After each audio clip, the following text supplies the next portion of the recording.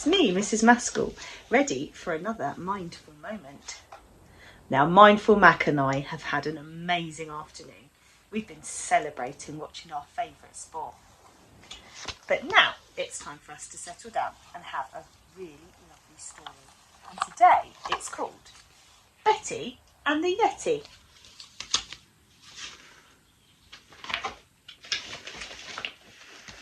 Betty has a little red sled that she takes wherever she goes.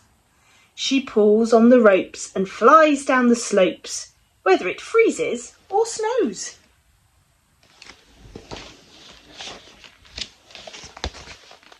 Betty finds things in the snow when she goes out to play.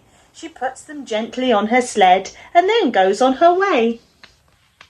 One day she found a pair of gloves. She put them on her sled, and a jingly-jangly fluffy hat, which she wore upon her head.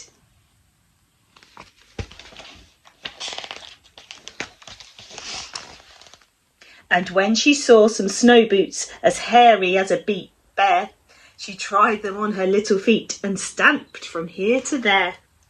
Then she found a woolly scarf all thick with twigs and leaves, and one enormous smelly coat that came right past her knees. Gosh, does look cosy.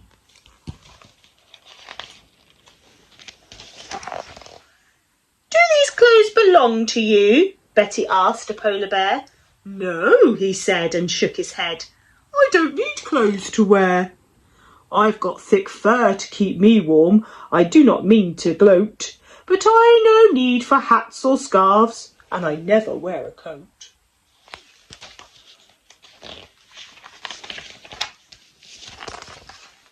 Do these clothes belong to you? Betty asked a big blue whale. No, Whale said and shook her head and splashed her great big tail. I've got blubber to keep me warm, a special kind of fat, though I do like the bells on that jingly-jangly hat. Do these clothes belong to you? Betty asked an Arctic hare.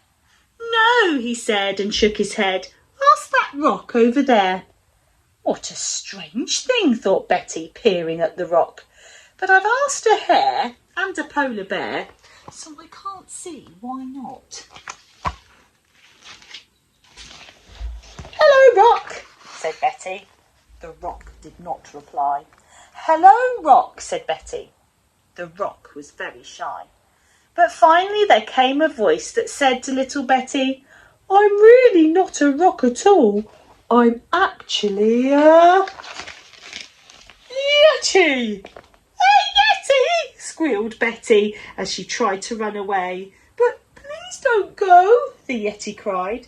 I'd love it if you'd stay.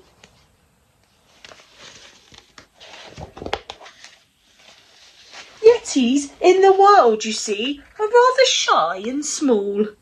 We have to wear a lot of clothes to keep us warm at all. My clothes are big and hairy. They give folks such a shock that I threw them all away and hid behind this rock.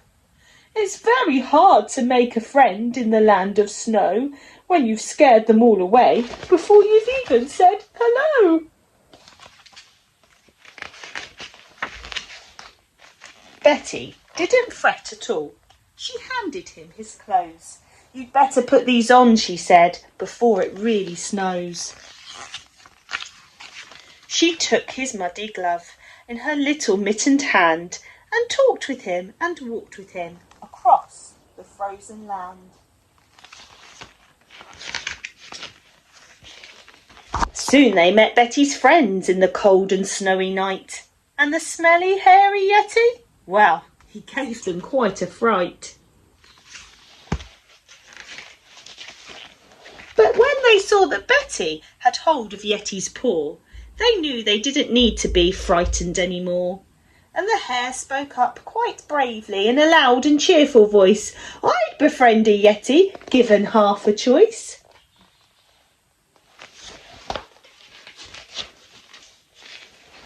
So Whale and Bear and Arctic Hare became the Yeti's friends. The Yeti kept his clothes on and was never cold again. Betty made a hat like his. She wore it every day, and when she went out on her sled, she jingled all the way.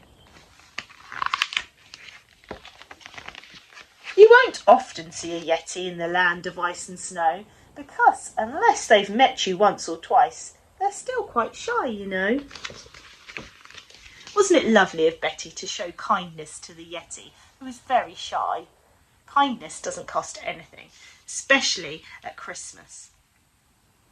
It can be hard when everybody's really stressed and running around at Christmas, but showing that you're grateful and a bit of kindness can really make a difference to someone's day. Now, Mindful Mac and I are going to celebrate. Well done, Lando.